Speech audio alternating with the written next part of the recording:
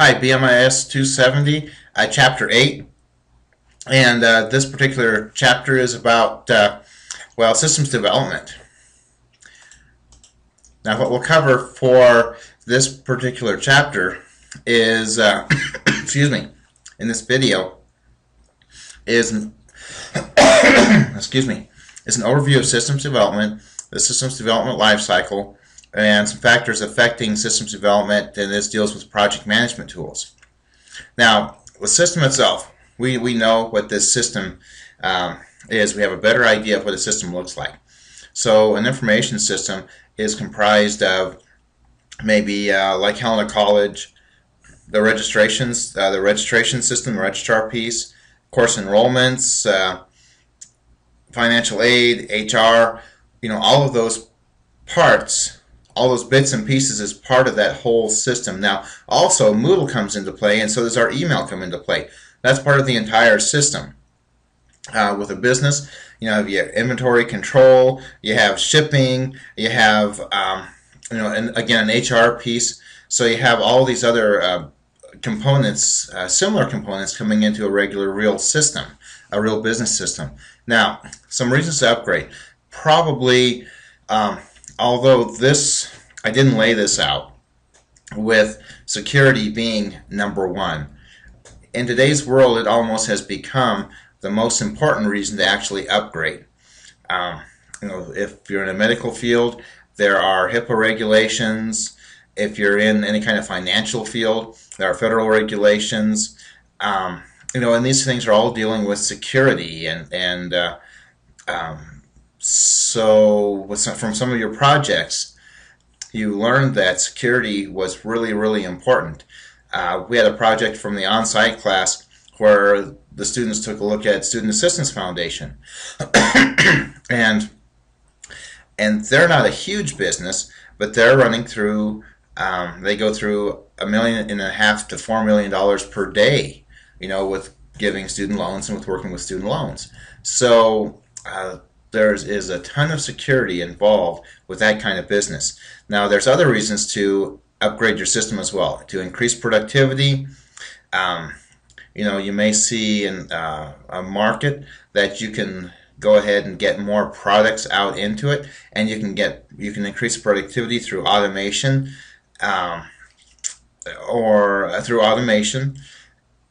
so that you can go ahead and develop more products for that particular market. I was just thinking of a particular example. That might be, and this is a bit of an exaggeration, but with green cars like the Nissan Leaf and such, if electricity stays low, if gas goes high, and we see all kinds of fluctuations all over the place, but let's use that as an example. People are actually starting to buy more green electric cars. So in that case, we want to increase productivity. And and as it relates to the system itself, we might want to put some things in place to actually allow for that increased production. Now, decreased cost is another reason. Also, we might want to upgrade the system. In this example, I'm just going to say that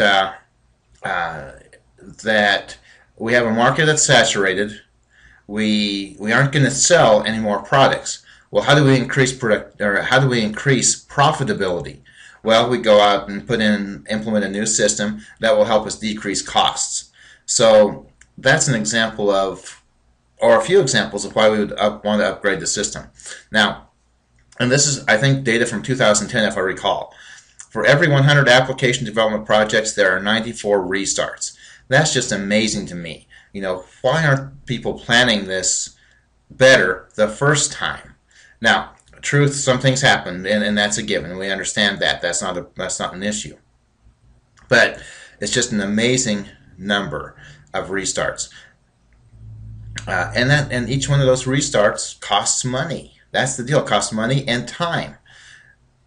60% of companies rated themselves successful at meeting the data analysis expectations of end users and senior management. Well, that's all wonderful and that's all great, but what about the other 40%? 73% of IS projects have been canceled, over budget, or late. Again, talking about a huge waste of time, a huge waste of money.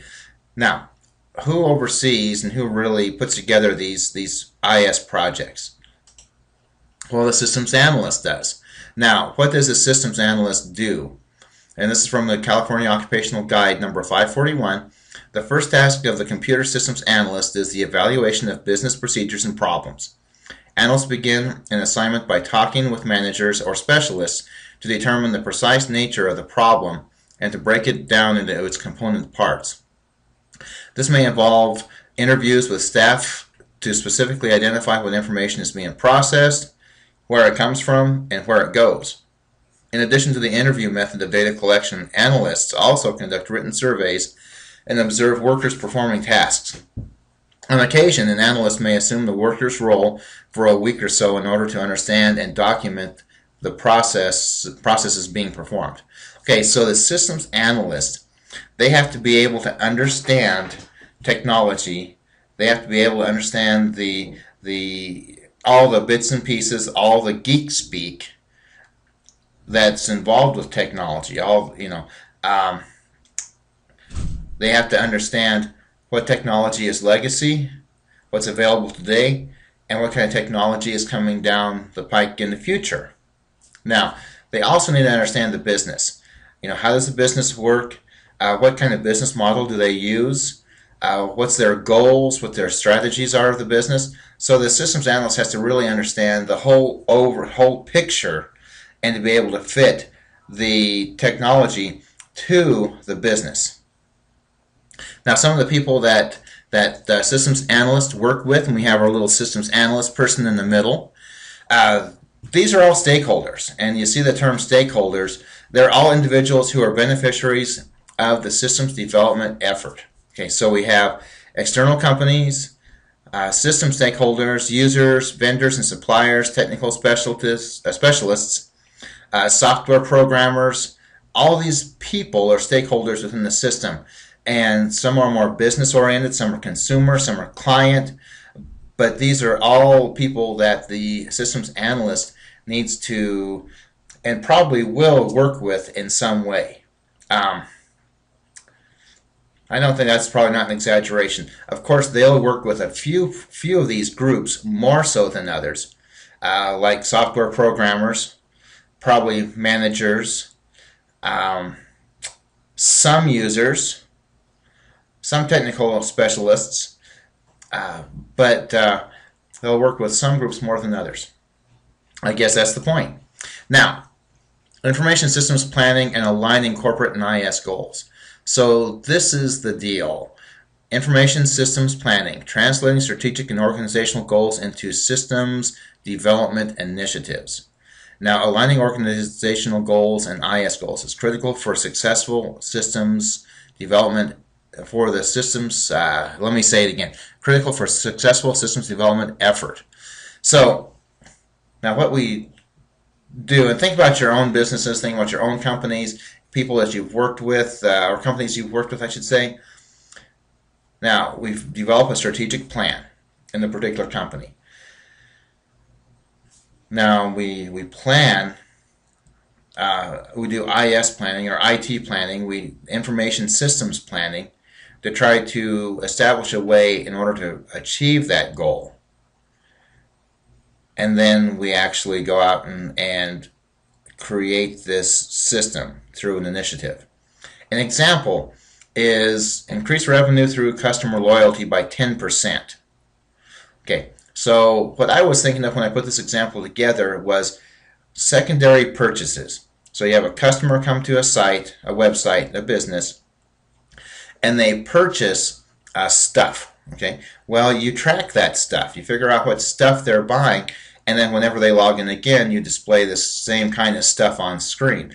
That way, the customer can just go ahead and click on the product that they typically buy. Now, my thinking, my reasoning is that when they come back to the site again and again, those are secondary purchases, and we want to increase those by 10% to improve revenue. So, because when you like a site, when it gives you all the information you want, you come back to the site. Newegg is a good example for me, for instance. It shows me what I want, and I just go back, and it's well laid out and everything. So, Now, the next step though, so this is the goal, this is the strategic plan.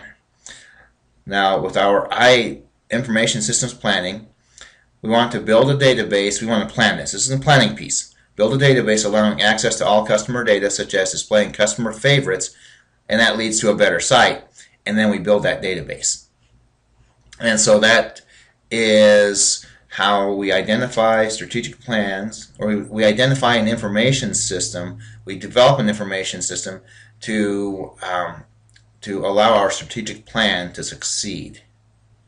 Okay, that's what we're talking about there. Now, Systems Development Life Cycle, SDLC. This is sort of a traditional look at this, and there are other methods that are a little bit more flexible. This is very structured. Structure is a good thing, but too much can be a bad thing. When we're looking at this, the idea is that we have a business. We want to improve the information system because we have some kind of strategic goal we want to achieve, as we've just spoken about. So the phases within this, and some books only have like 4 phases, and this particular text has 5 phases. So it's kind of 6 in one, half dozen of another, whether it's 4 or 5. The first phase is systems investigation. So, and this is where you identify problems and opportunities and considers them in light of the business goals. Okay, what are our problems? What are the opportunities? If we invested a whole bunch of money into something, into an information system, can we improve production enough to where we can actually have more revenue? Or is the system actually going to cost us too much? And do those things align with our business goals? If we want to sell a particular product not only in western Montana, but regionally in the Northwest, that might be a business goal. Now we need to improve the information system to make that happen. Now, systems analysis component studies existing systems and work processes to identify strengths, weaknesses, and opportunities for improvement. So that's the analysis. We're taking a look at this. The design component defines how the information system will do what it must do to obtain the problem's solution. So in this case, we're designing software, hardware. We're putting all these pieces together to actually make this work. With systems implementation, we are putting it into production. We probably have maybe a test phase. Maybe we have a phased-in implementation where we have different parts of this being brought online at different points in time. But regardless, the implementation phase is where we actually go ahead and put this into place. And then we have the systems maintenance and review, and that's where we just go ahead and run the system. Some run the system as is until it comes back around to where we need to identify new problems or opportunities. Okay. Now, how long do these things last? How long do these life cycles last? Depends upon the business. And let me give you sort of an exaggerated example with, and you would agree or disagree with real estate, for instance. If we went ahead and developed a site, used these processes, investigated the problems, analyzed, designed, implemented, and then maintained, that particular site might be able to go ahead and stay in place for 4, 5, 6 years. So these first 4 phases, where am I at there? The first 4 phases may take 6 months, and then your actual maintenance phase stays out there in place for 4.5 years. Okay, then you need to start looking at your system again. Is it doing what you want it to? Is it not? And so on. Now, look at the medical industry. How often are these new technologies coming out? Very quickly. How do the regulations change? Access, electronic medical records, and so on and so on. That's probably a very short life cycle, so that these first 4 phases may only run, again, 6 months, let's say, but our systems maintenance and review, it may only last a year or 2 years until we're looking again at new issues. Okay, so with this picture on the right, what we're seeing is a very structured approach. When one phase is over, the next one begins, and then these little lines show us that we can go back into any one of the previous phases as a whole. Now, is that really practical? Yes and no. So, as a whole, it allows us to understand the whole problem. If we don't like a part of that solution, we can go back in and reanalyze. Now, if we see that, if we kind of think about this as a timeline, let's look at this going all the way down from a timeline. And at the very beginning of this phase, this particular analysis phase, we see some kind of issue. What this picture doesn't allow us to do is to make those changes right away. Now, and practically you'd want to make those changes right away, and then if you can see this, you will loop around in a very small loop and then reanalyze. Hopefully that makes sense. Hopefully you can see what I'm doing on the screen. Now, that's more flexible. That agile system is more flexible. That's all wonderful and fine. The problem is, what if you, and hopefully you can see this on the screen too, so you see a problem with this first analysis phase. You go back through, you take a look at it. Okay, you fix that. You see another problem just a little further down the road. You go back and fix that. You see now another problem, a third problem. You go back and fix that. And a fourth. Now what's happening? You can get so tied up in fixing these little things that you never accomplish or complete this project on time. So, so an agile method or a less structured method has it's more flexible, but it has its issues as well. So somewhere in the middle is probably the ideal model. Now, when we look at this, this SDLC approach is kind of like a waterfall. It's kind of thought of as a waterfall approach. Once you finish one, it goes to the next, then goes to the next, and so on.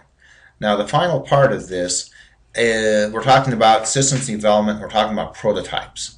Okay, and what we're doing is talking about an iterative approach where we look at one particular iteration of a project.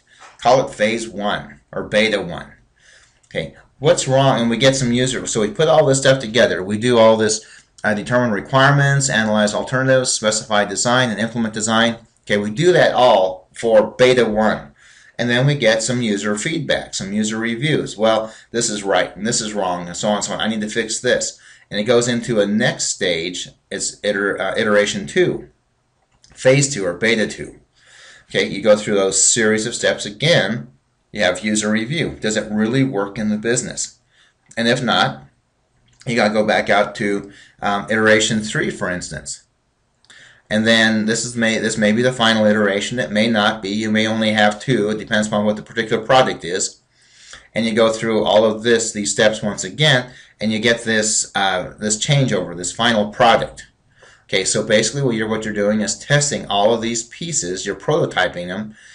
First phase, second phase, third phase. Maybe another term that you're more familiar with is beta 1, beta 2, beta 3, and then you go to actually put that into production. Okay, so and what we see from this picture is sort of that same thing. Construct first prototype, construct second prototype, and then construct third, and then fourth, and so on. Okay, so I'll go right back to there. So with that, that'll conclude this systems development lifecycle and systems analyst component to the first part of chapter 8.